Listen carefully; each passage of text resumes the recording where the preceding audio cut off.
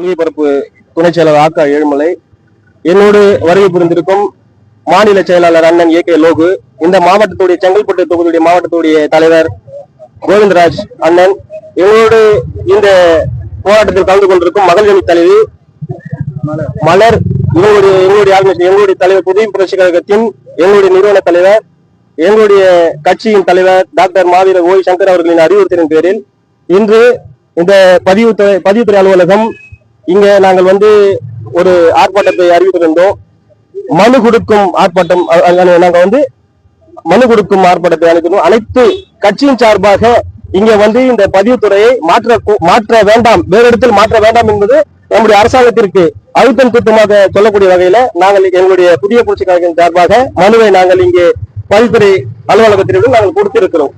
இது மாற்றத்துக்கான காரணம் கிட்டத்தட்ட திருப்பூரில் ஒன்றியத்திற்குட்பட்ட 56 கிராமம் இருக்கு. இந்த 56 கிராமம் கிட்டத்தட்ட 56 கிராமம் ஒண்ணு சார் ஒரே ஒரு பதிவுத்துறை அளவுக்கு இது மட்டும்தான்.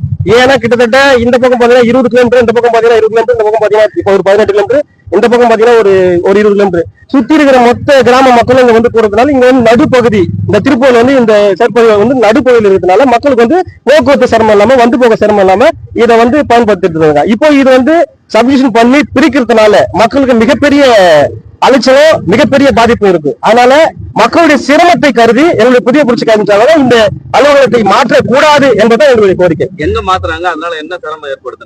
கிட்டத்தட்ட இப்போ திருப்பூர்ல இருந்து இப்போ கேளம்பாக்கம் தாண்டி சப்டிவிஷன் மாத்திரங்கிறதுனால இங்க போற கிட்டத்தட்ட இங்க திருப்பூர் ஒட்டி இருக்கிற கிராம மக்கள் இங்க இருந்து அங்க போறதுக்கு மிக சிரமப்படுவார்கள். போக்குவரத்து ஆகட்டும், ஏன்னா எல்லாம் எளிமையான மக்கள் வாழ்ந்து கொண்டிருக்காங்க. ஏன்னா எல்லாமே காரு வசதி வாய்ப்புலாம் வச்சில்ல, எல்லாமே சைக்கிள் இல்லாதவங்க, எல்லாமே பஸ்ல அதாவது அரசாங்க பேருந்துல போறவங்களா தான் இருக்காங்க. ஆக தூரத்தின் கருத்தில் கொண்டு கவர்மெண்ட் மாத்த விடணும்னு நாங்க சொல்றோம்.